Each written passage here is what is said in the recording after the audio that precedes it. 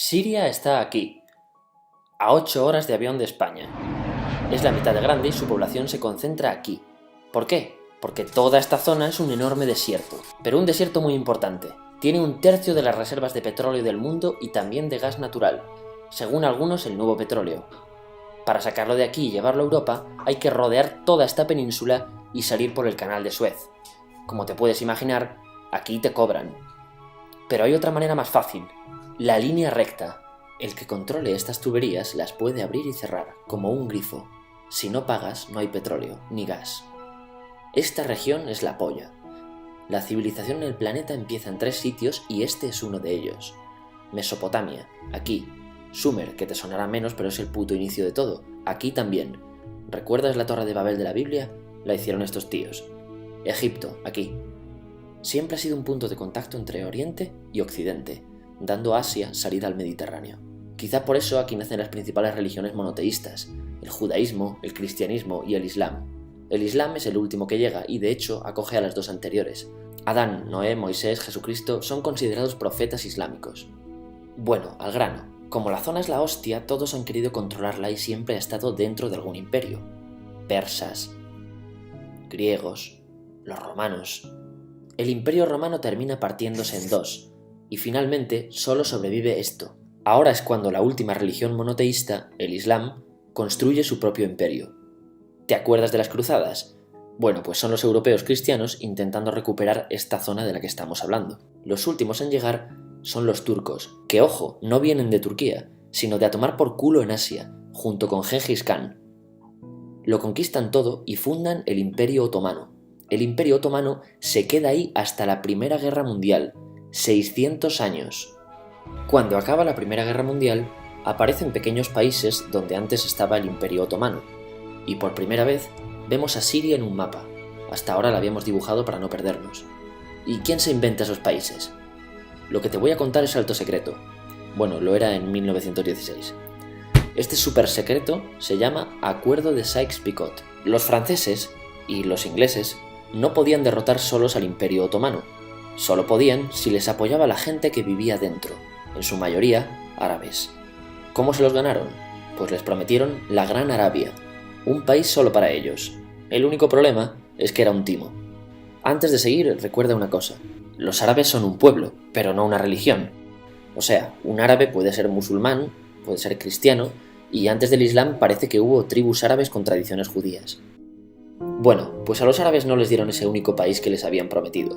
En su lugar, franceses y británicos crearon muchos países pequeños. Estos países, obviamente, no eran países de verdad, sino zonas bajo su control con gobernantes puestos por ellos. Durante este tiempo hacen lo que quieren con la zona. Recuerda que hay petróleo. Siria, aunque no tiene grandes reservas, tiene fácil salida al mar, y Francia, que es la que se ha quedado con Siria, se lo da a compañías extranjeras. Después de la Segunda Guerra Mundial, los europeos se van. En el caso de Siria, son echados a patadas. Pero antes de irse, crean otro estado, Israel. No es el momento de hablar de ello, pero es un estado muy polémico que sus vecinos no reconocen. La prueba es que nada más irse los británicos, todos estos estados lo atacan. La zona, a partir de ahora, va a ser una puta bomba de relojería. ¿Y mientras qué pasa en Siria? Bueno, pues no es muy estable. Tiene golpes de estado constantes. En esa época aparece en Siria una ideología que se hace con el control y se expande por el mundo árabe, el Ba'ath. Esta ideología mezcla el antiguo sueño de una sola nación árabe con ideas socialistas. Y algo muy importante, es laica, o sea que no es religiosa. Siria se llega a unir con Egipto, un país con el que no tiene frontera. Pero no es algo raro, muchos de estos países intentan hacerlo también. Como recordarás, a esta gente se le había prometido un solo país y las ganas las seguían teniendo. Pero la unión falla. En este tiempo Egipto les convence para nacionalizar el petróleo. En Siria, Al-Assad, el padre del Assad de ahora, se convierte en jefe del estado Ba'ath. En Irak, también Ba'ath, comienza a ganar fuerza Saddam Hussein. Las diferencias entre ambos países dividen a los partidos Ba'ath de otros países en pro-Siria o pro-Irak. Ahora ocurre la Guerra Fría. El mundo se divide en 2, o eres de Estados Unidos o de la Unión Soviética. Son años muy movidos en los que se pegan constantemente con Israel, invaden su vecino Líbano y comienza una oposición islamista al régimen Ba'ath de Assad, los hermanos musulmanes. Vale, volvamos atrás un momento. Recuerdas que la mayoría de árabes eran musulmanes, ¿verdad? Pues dentro de los musulmanes hay 2 ramas fundamentales, los suníes, la mayoría, y los chiíes. En el caso de Siria, a pesar de ser un estado laico, los gobernantes como Assad y jefes militares eran chiíes, los cuales representan menos del 13%. En cambio, casi el 70% de la población es suní. Un dato curioso es que los cristianos son casi el 10%. Que los chiíes controlen el gobierno y el ejército mosquea a la población suní, y este sentimiento es aprovechado por los hermanos musulmanes, islamistas radicales suníes. Estos toman las armas en la ciudad de Hama en contra del gobierno, y Assad acaba con la revuelta a costa de matar miles de civiles y encarcelar a mucha gente. En el año 2000, Assad padre muere y le sucede Assad hijo. Ante las presiones libera a muchos presos, trae internet y esperanzas de cambio. Hay un periodo de gran debate político y aparece la oposición. También vuelven los hermanos musulmanes. Los siguientes años son difíciles. Arrestan a la oposición. Y Bush incluye Siria en el eje del mal, y esto la aísla. Está mal visto negociar con Siria. Los kurdos, un pueblo que vive distribuido por varios países de la zona, empiezan a protestar también. Hay represión y muertos. En 2011, te sonará esto, ocurre la Primavera Árabe. ¿Qué es esto? Bueno, es una protesta que se va propagando por todos los países árabes pidiendo más democracia. Como ves, el mundo árabe, a pesar de estar dividido en países, tiene tendencias generales. Cuando llega a Siria, Assad hijo termina usando el ejército y en los enfrentamientos mueren unas 1000 personas. Los enfrentamientos irán escalando hasta que se conviertan en guerra civil. No hay un momento exacto de inicio. Lo importante es que hoy en día hay numerosas facciones en juego. Vamos a verlas. Pero primero piensa en que todo está dividido entre chiíes, la minoría, y suníes, la mayoría. Chiíes y además laicos, o sea no religiosos, son el gobierno de Al-Assad. Controla todo esto, que si recuerdas son básicamente las zonas chiíes del país. El gobierno de Assad está enfrentado al resto. También mayoritariamente laico, pero suní, es el Ejército Libre de Siria o FSA en inglés.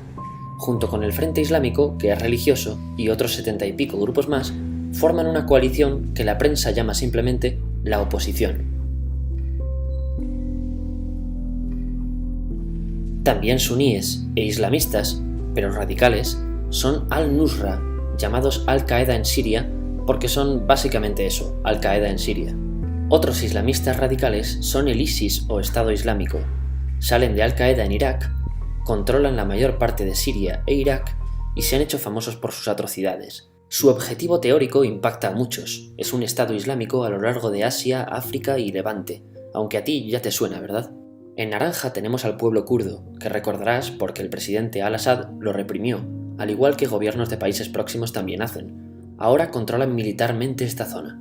Antes de terminar, repasemos los apoyos internacionales a fecha de octubre de 2015.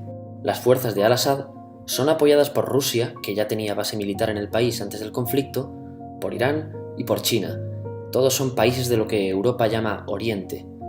En contra de Assad, apoyando a la llamada oposición, luchan Estados Unidos, Turquía, Francia, Gran Bretaña y Arabia Saudí. Podemos terminar con algunas conclusiones. Te advierto que esto ya es pura opinión. Si recapitulamos, vemos que la región es estratégica. Por su situación privilegiada, todos la quieren. Siria siempre ha estado bajo el paraguas de grandes imperios. Piensa que hace 100 años la actual Francia era Francia, Gran Bretaña era Gran Bretaña, pero es que hace 200 también, y hace 300 también, y hace 400 también. En cambio, Siria solo es Siria desde hace menos de 100 años, y solo se gobierna a sí misma desde hace poco más de 50. Además, jamás decidieron sus fronteras, se las impusieron. Europa divide Oriente Medio a su antojo para controlarlo, diseñando países sin tener en cuenta su población. Muchos historiadores dicen que todo pueblo tiene la necesidad de manejar su propio destino, pero estos ingredientes que hemos visto juegan en contra de proyectos como la Siria Ba'ath, que encima usa la represión para mantenerse. En última instancia, producen una guerra civil. En este contexto no es extraño que aparezcan actores que se alimenten de la desesperación, el sentimiento suní de opresión y la visión de Occidente como invasor. ISIS usa la identidad árabe y la mitología de antiguos imperios. Cuando quieras entender el presente, pregúntate: ¿y el pasado?